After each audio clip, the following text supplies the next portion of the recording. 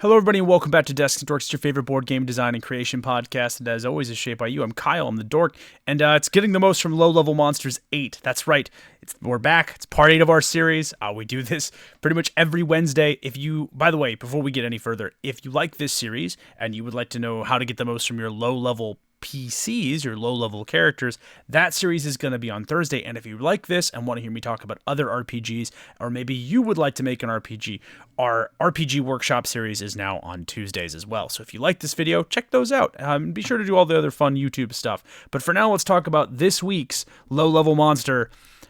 We're talking about rats, baby. That's right. I love rats for a number of different reasons. They are ubiquitous in fantasy settings. But in addition to being ubiquitous, I think they're kind of an interesting low-level monster. They tend to be sort of brushed aside as cannon fodder or ignored entirely, and I think that's a mistake. You could do quite a bit with some really interesting giant rats, and as this big old boy demonstrates, we're going to get into some cool ones. This actually is the Spellslinger Rat. It's the first of my rats.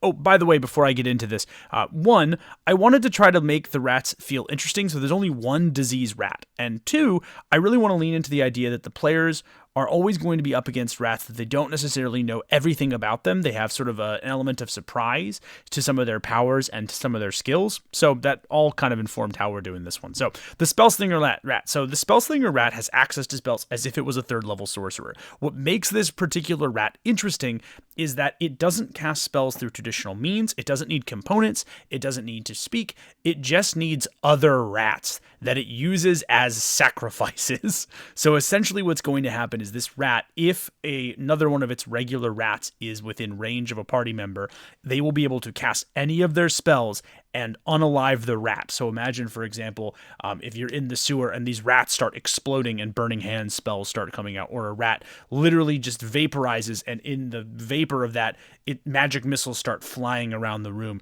Why this was so interesting for me is you can actually use your Spellslinger Rat as the villain of a low-level campaign because the players are never going to be safe, right? You can send those rats through walls, through ceilings, doing all kinds of crazy stuff. All of it is particularly useful, and all of it means the party members are never going to have a moment to rest.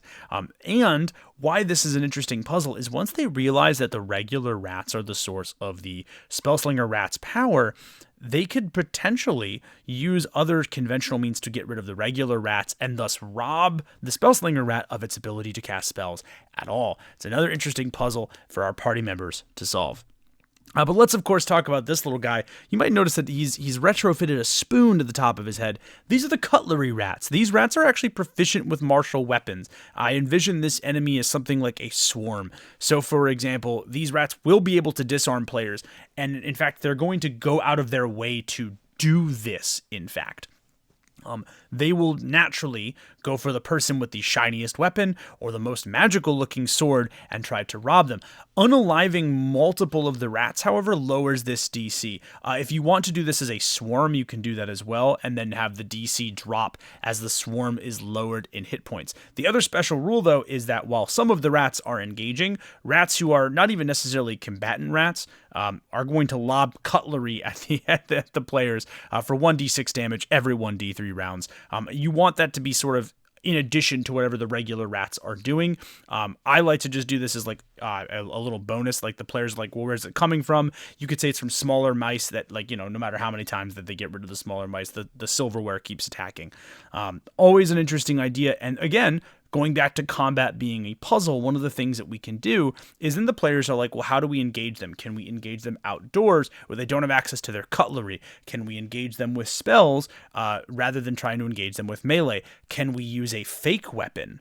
Right? Like, can we have like a magic weapon spell cast on a stick or something that has a similar trap as part of it, right? Or can we leave a magical looking sword out in the open and ambush the Cutlery Rats that way? There's a number of different ways that your party members could approach a Cutlery Rat encounter. And of course, we have to do something with rat disease, but the typical poison and HP injury not really something that I was interested in. I wanted to explore what happens if a rat made combat a living nightmare for your party. And so we have the disease rat, but this is the berserk disease. So players afflicted with this must start attacking the first player that is in range. But this is especially devastating for the spellcasters in the party, because they have to start using their highest level damage dealing spell. And if they don't have those, they'll go back to physical attacks. What this means is that a wizard would drop a fireball on themselves, as a way to sort of purge the disease, right? I envision this like literally they're in so much physical pain and discomfort that they have to start lashing out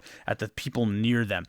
This could mean that the players stock up on healing items, or perhaps they work for a friendly cleric or temple attendant who informs them of the nature of the disease, so they come in with a little bit of knowledge. It's a great way to reward good role playing and good in-character discussion. But I do like the idea that there's this rat that, the damage it does is not the problem. It's the fact that the party gets turned against themselves. And last but certainly not least, this is another wonderful piece. This is based on a real life phenomenon, by the way. There are things called rat councils, which are when rats literally get tied together like this. And I called it the Rat Council. So I envision this as being, again, another one of those rat end bosses, those rat villains to a campaign. So the town council has actually been killed off, or not killed off, but they're basically, their minds are dead. And they are being controlled remotely by this rat council, who has access to an incredibly powerful charm person spell. The caveat, though, is that they're really weak. I envision them having only a couple hit points, maybe 2 or 3 at most, and they can only move 5 feet per round. So this is going to take a lot more prep from you as the GM or the DM, but I think the idea of a rat that has no good physical combatants but is trying to manipulate using the NPCs in the town could make for a really great whodunit, and also a really great showcase for some of your party members who have access to diplomatic skills, to magical detection, who have sort of spec'd into a character that is great at gathering information. All of those are particularly useful. All of those are particularly helpful. And a monster like the Rat Council could really, really help beef up that kind of adventure. Again, folks, that's going to be it for Low Level Monsters 8. You can join us tomorrow for Low Level PCs. You can check out the video from yesterday about the RPG Workshop. But again, I hope you check out some of our other stuff. I really am starting to really enjoy getting to do these sort of RPG workshops with you. Again, check those out. Again, tomorrow is Low Level PCs. Yesterday was our RPG Workshop. And then today, of course, is Low Level Monsters. And if you have the financial means to do so, you can actually get yourself a copy of some of my RPGs, some of our RPGs over here at Desks and Dorks. That's right. After the Rain and A Fear Within are both actually going to be there at World of Game Design, and you can check those out there. So thank you all so much, and I really appreciate it. I'm Kyle for Desks and Dorks. Y'all have been great. Peace.